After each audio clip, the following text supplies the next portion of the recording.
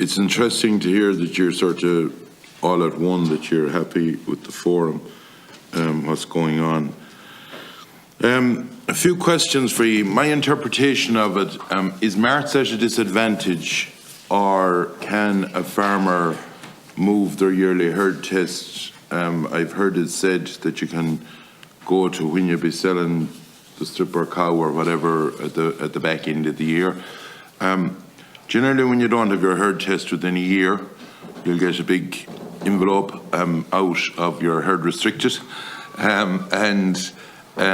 What I'm wondering is that negotiated already, that if someone wants to prolong their test for, be it 5 or 6 months, that it's allowed? That's the first question. The second question, in relation to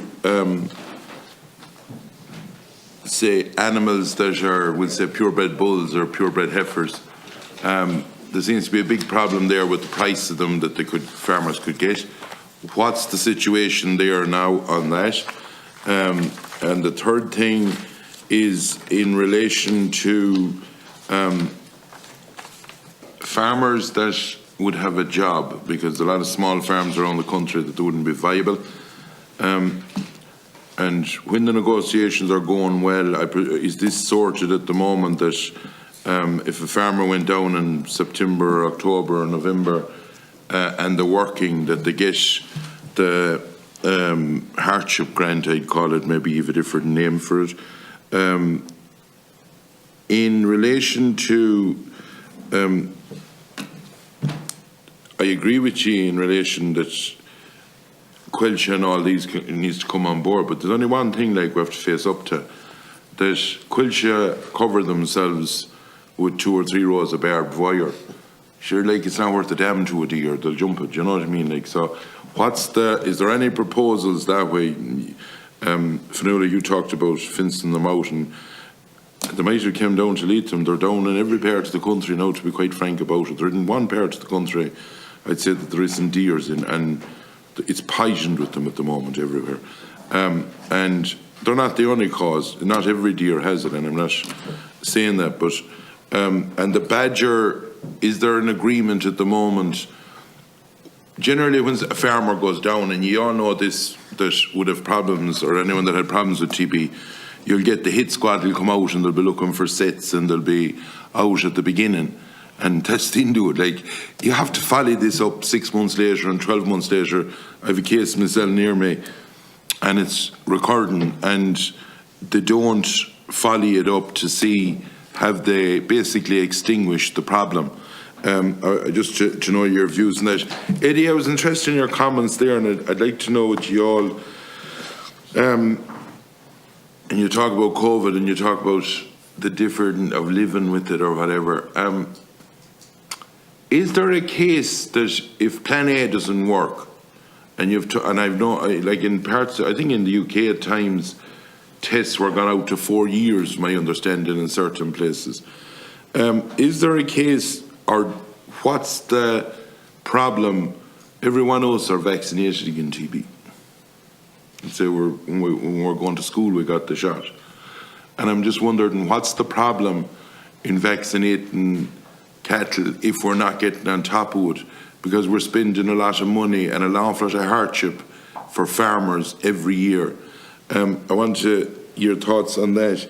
The other one I want to know is, when we're at the 36 months, so it isn't as hard at the moment. Say it's basically a cow that's maybe gone wrong in the herd,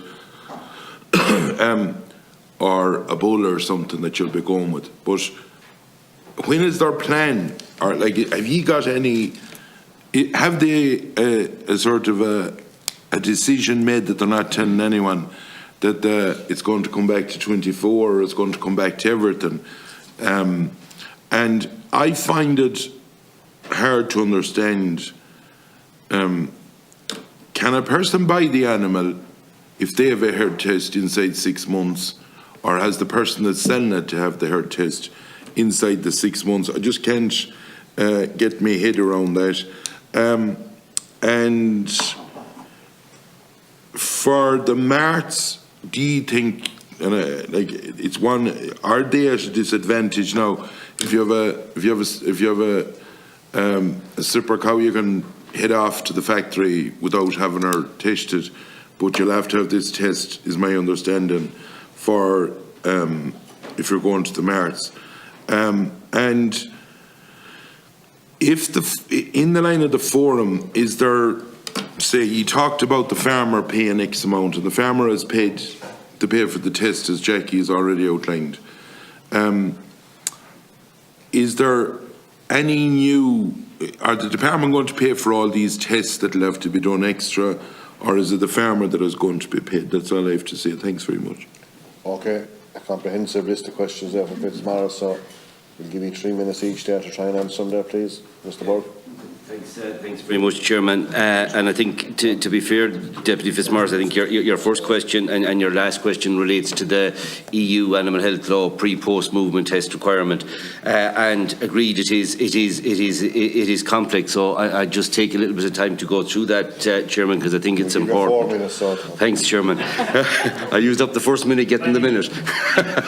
And look, from the outset, clearly, Deputy Fitzmaurice, our association's position has been that this is of no benefit in the EU animal health law in reducing the prevalence of TB. And we have spent the last 4 or 5 years, whilst this was at drafting stage in the EU, rejecting it. We've raised it with Minister for Agriculture, we've met DG Sante on this. Unfortunately, Ireland's was a lone voice in having an amendment to it, being the only country in the EU at the moment that has an issue with TB. Obviously, our nearest neighbours was the others that would have an issue, but not relevant there. So the requirement that's in the current EU animal health law is that any animal leaving a herd that is more than 6 months tested, and that animal is over 6 months tested itself, requires to be pre-movement tested, or, if not pre-movement tested, on entry into the next herd to be post-movement tested. And the issue relates to that herd maintaining its status. So the issue is for the purchasing herd, Deputy, and this comes back to... Yes, so just to be clear, just to be so, that's the requirement in the EU animal health law, every animal over 6 weeks of age. Right. Okay. But through extensive discussions, a reasonable compromise has been reached.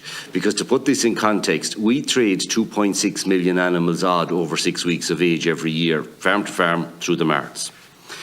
Based on the department's latest analysis, the fact that this is focusing solely now on all cows and males over 36 months, and the purpose for the reference to the males over 36 months is because it's effectively focusing on breeding animals, brings the potential exposure down to about 170,000 animals only. So a significant reduction on the impact of trade. But critically, the department's proposal as to how to implement this, the concept is that all those cull cows you referred to, Deputy, would effectively be ruled out of this. So any cull cow that you or I or a dairy or suckler farmer would be selling onward, that is purchased by a controlled finishing unit, nothing changes. Okay? And the majority of those are purchased by... Mart.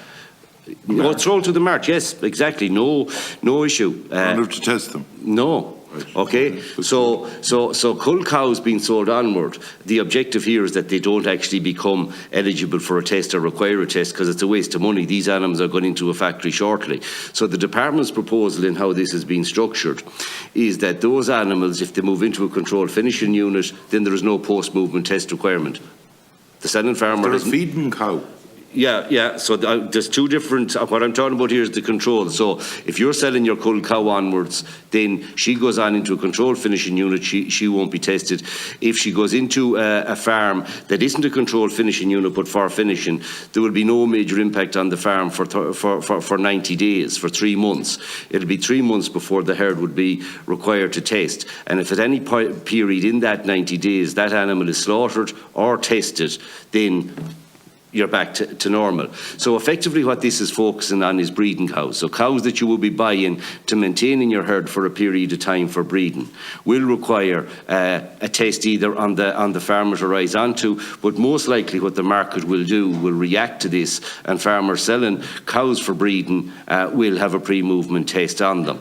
And if you look at where you're likely to find TB reactors, I suppose it is the only reasonable place to apply this criteria, because over 60% of our TB reactors are those cows, Deputy.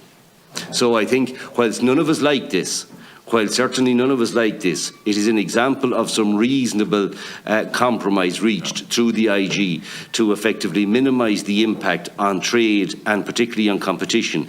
So marts are not disenfranchised, farmers are not disenfranchised, and critically, that cull cow trade is not impacted. So if I don't want to deal with the factory, if I don't want to feed on that cow for the last 2 or 3 months, I can sell her on the mart like I did this year, after February next year, without any impediment. The stumbling block here, Deputy, being who pays for it, and you're aware of what we've said in our submission, and I would hope that the committee puts it to the department. In relation to you asked about the ceilings and the live valuation scheme, certainly that is an issue that is being dealt with through the technical working group, and that has to be increased. Where it rests, no agreement has been reached, but there has to be an increase in the ceilings. It's a live valuation scheme. It should reflect the open market is the starting position in it. In relation to the hardship grant, and you've called it correctly a hardship grant, that off-farm income impediment is a key demand at that table, and I anticipate in the enhancements that are being discussed that it will be certainly provided. And this is where this along with the income supplement and depopulation grant, Deputy, is where farmers have been asked to contribute if there is additional expenditure retrospectively. But given the fact that farmers are now being facilitated with purchasing into restricted farms, and the likelihood that the majority of farmers will put in, or a significant number will replace their animals, you could actually have a reduced expenditure in those income supplement and hardship grant schemes. And just your final point, I think, was in relation to the deer, and I'd ask our Vice Chair to comment on that from a Wicklow perspective and Culture's proposals. Thanks, Deputy. Thanks, Chairman. Yeah, press my own button, will I? Yeah, thanks. Yes, so the deer fencing and all of this needs to be a coordinated approach. If I fence deer out of my farm, I'm fencing them into your farm. So the fencing and the reducing the density, the population of the deer has to go hand in hand. There has been calls for TAM's grant towards fencing. We have, on our own farm, we fenced the immediate farmyard for deer and badger to exclude them out of our farmyard. It is working 100% during the winter, but in the summer they're back out grazing the field. So, but there needs to be a coordinated approach from all of the, and I would be very positive that we're going to get that in the deer management group. I think, sorry. No. Yeah, that's, yeah, thank you, Deputy Fitzmaurice. Thanks, Chairman.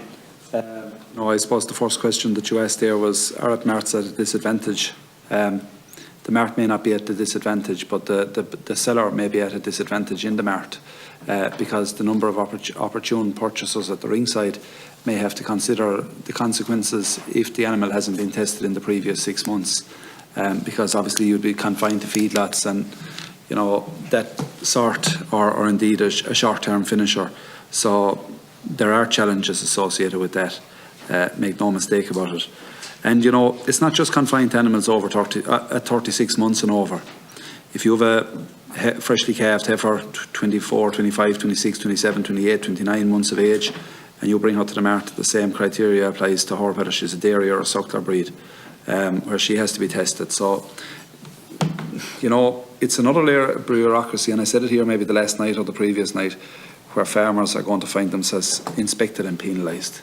It's become complex, and I think there should be a very straightforward decision made, and or in one direction or another, not this notion of So, either. Mr. Powell, can you just explain, it isn't a 36-month limit then, it can come down? No. If she's a breeding heifer, if she's a calved heifer, Right.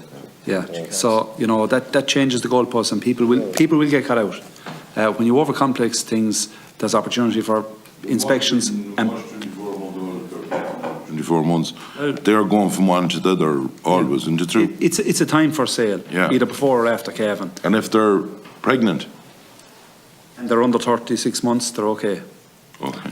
But, and the target is there amongst the beef and lamb vision group that we should be calving them at under 24 months. And if your practice is to calve and sell, well, then this is another cost. Yeah. As regards, the compensation on individual animals, and in particular, I suppose, for pedigree herds and maybe for other herds at this point in time, that they need to realise that the actual sale value that's attainable for these stock now. And in particular, I suppose, if you have a multiple outbreak, that there's opportunity, if there are multiple valuable animals gone down as reactors, that all those animals are compensated on. As regards, you mentioned the 3 rolls of barbed wire. I don't know what would keep out a deer. We would have lobbied there in this round of TAMS funding that, funding would be available for deer fencing. It's absolutely critical. You mentioned, I suppose. Would it be of benefit if our committee agreed that we'd get onto the forestry section, that for farmers planting new land, they get a grant, right? Or for Quilcha, that obviously the dog on the street knows there's going to be deers in every bit of forestry sometime, that the proper fencing will be done at the beginning. Just Pat? Yeah, no, without it. I wanted to make a point there, Pat, so. No, without a doubt, Deputy. And, it's 20 years ago since I saw a deer down the road from us. And I told one fella, and I'd say he's laughing at me for 20 years, but he collected his daughter in town there one night a few weeks ago, and he saw a deer crossing the road as well. And we're as inland as you can get. So they are everywhere, but thankfully I was proven not to be insane, that I did see this deer. But, it is a challenge, and certainly to fence them in would be absolutely critical. You mentioned the vaccinating of as regards to COVID and that. We have a huge issue here in this country where we export 90% of our product. That delivers to rural Ireland, and there's a huge issue with vaccinating for TB and exporting product, be it dairy produce and beef produce. So it's critical to our ability to access markets. Because that's a requirement of the marketplace. Our customers won't allow it. Right, okay. So that becomes the issue.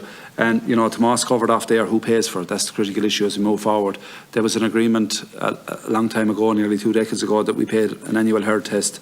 But there is, and my colleagues here on either side of me tell me, there is flexibility in moving your herd test. There's a 3 to 4 month window where you can shift your herd test without any significant issues to be more favourable, I suppose, to your farming practice, whether you're a spring seller or an autumn seller, that you could move your herd for that perspective. I don't know whether Paul wants to say something. Yeah. Yeah, so you are under, which has been negotiated through the forum, that ability to change your date of test so that you don't enter restriction. That's a good improvement. That is a good improvement. Now, the other question you asked, Deputy, was in relation to when this will occur to all animals, and I think that's probably the real nub of the issue, and that'll come sooner than we think. Okay, but we don't want, as in at the moment we're still arguing over payment on who pays for this. So we could see it sooner being attracting to all animals.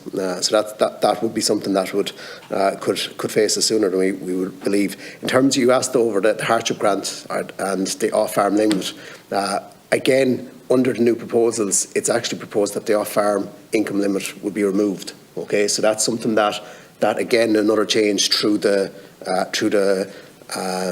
forum as well. Okay, and I suppose in terms of the marts being at a disadvantage, okay, that pre and post is the issue, and making sure that animals that enter the mart are all on the one footing, that essentially you're not restricted, or you're not blind when you're buying an animal. Okay. Thanks, Bob. Yeah, thanks very much, Chairman. Thanks, Deputy, for your questions, and they've been fairly well, very comprehensively answered from my right here. But just to add to a few of them, certainly the seller in the market will be at a disadvantage. So if the seller wants to maintain the number of buyers, they're going to have to be the one doing the pre-movement test. And if you're on the back foot, there's no prizes for guessing who's going to have to pay for it in, like, you know. So we're obviously adamant that the department should pay for that pre-movement test in that case, but definitely the farmer will be on the back foot there. There's no doubt about it. Around the hardship grant, and if you have off-farm income, you're not eligible for the hardship grant. We would be very much adamant that you should be eligible in certain cases, because I know of a member of ours who does an extra half day's work a week and had a TB outbreak and can't get the hardship grant.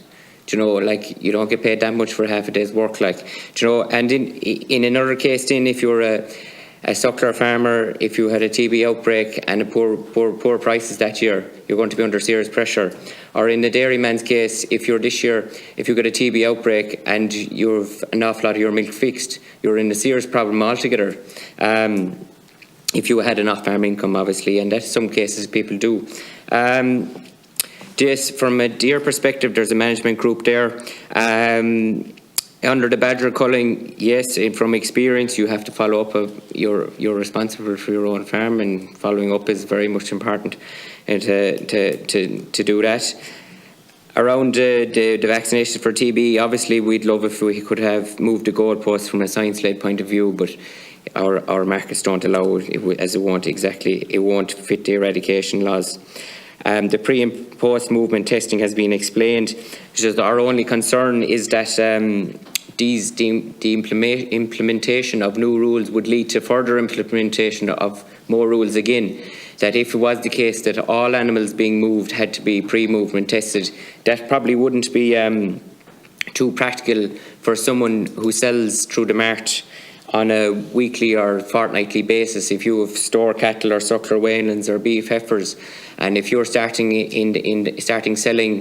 your animals for sale in the months of August, September, October, November, you're picking out your cattle on a fortnightly basis, and you want to start, you need to do a pre-movement test. Are you going to be testing every fortnight? Or, do you know, if that was the case down the line, it would be a concern that if extra testing came in.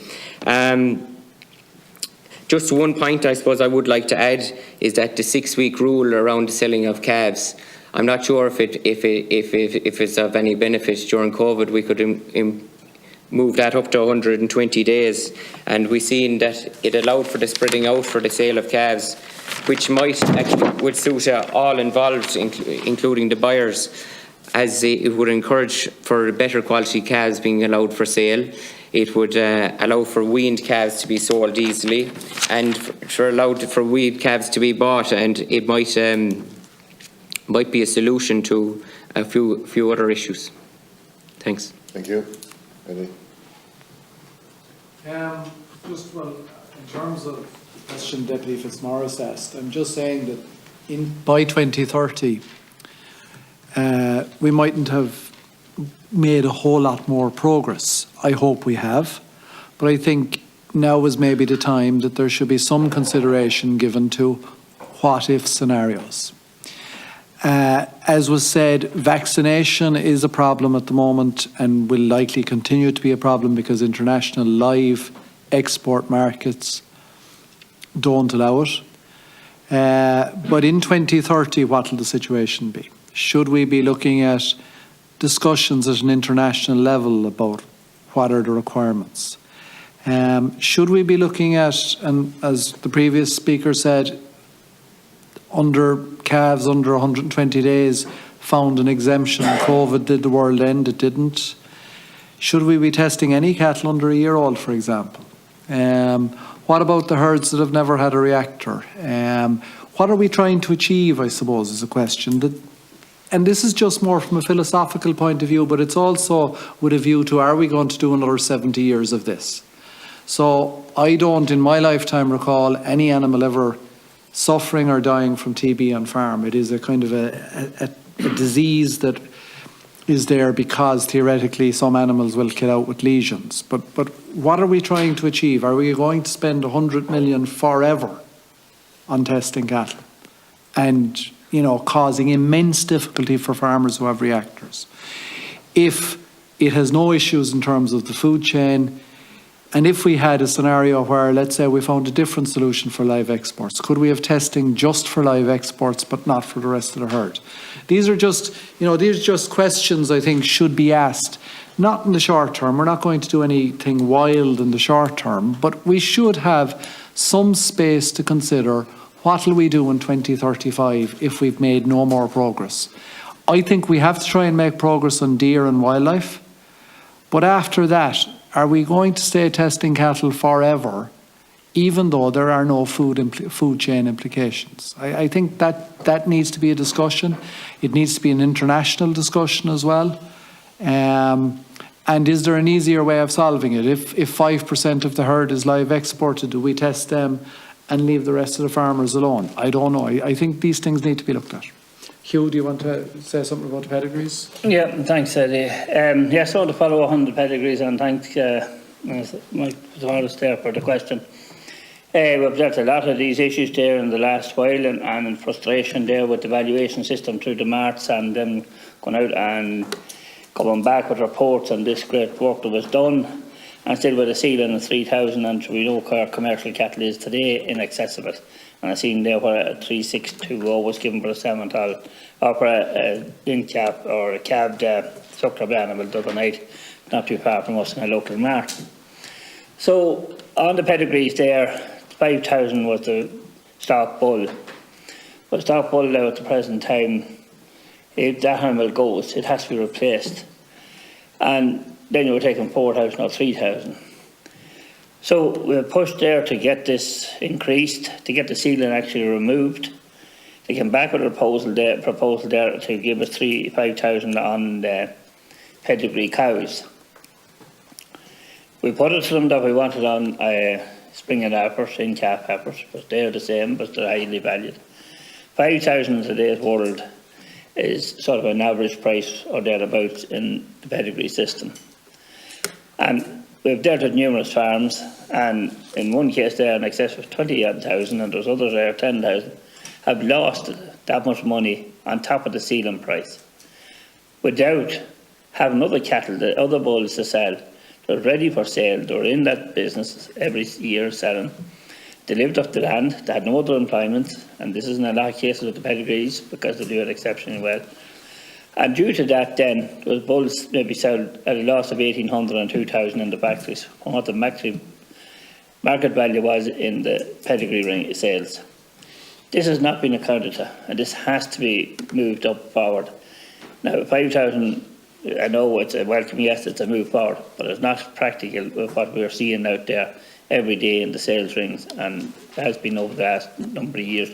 And talking to different pedigrees committees there, and their average prices and what's happening, and the number of bulls that's bought on any farm that's presented for sale. Like, as we said there earlier on, if you had two went down on a farm and you had 5 more to sell, well, they all had the same value or thereabouts. All of a sudden, you want to take a lot less. This isn't acceptable. It has to be brought into it that they are paid for in accordance with it.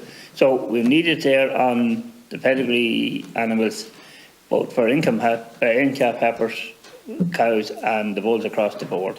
Okay. And we also need it on the income supplement as well, that they're recognised as a separate identity. Okay. Yes, again, most of the topics have been very comprehensively covered by the time you get to us. And I would agree with most of what was said. Deputy Fitzmaurice, you asked how much wire it takes to keep a deer out. Well, you did say the 3 strands in Quilcha doesn't work. Well, if you have 5-strand high of high voltage electric fence is about what will work.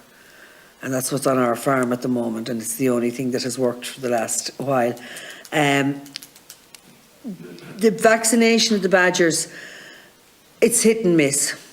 You can be lucky and have somebody, or whoever is appointed to deal with the badger in your area, who's maybe very astute, very good at checking earths and doing this. I know there is certainly one school of thought that claims if you take the native badgers out of the earth and leave it empty, other badgers will move in and your animals will have no immunity to any disease they're catching.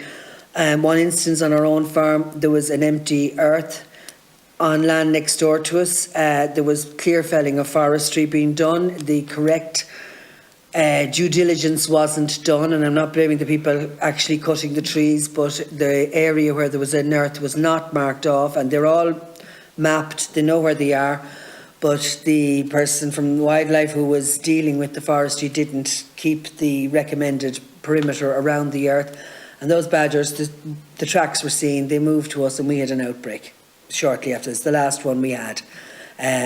We're lucky enough the guys who are checking on the badgers in our area come around regularly. Prior to that, it was very hit and miss. So I think this is something that maybe needs more, all of this needs coordination, and this is why we keep saying it is all wildlife has to be, but there has to be someone or somebody coordinating all of these efforts, that it's all working in tandem. There's no point in having one agency dealing with badgers, someone else with deer, somebody else dealing with something else. It needs to come under the one umbrella. It's going to affect everyone in the country, be it either through disease or through people's gardens being dug up, their cars being wrecked, whatever. And it needs full and complete cooperation from everybody. Thank you. Okay.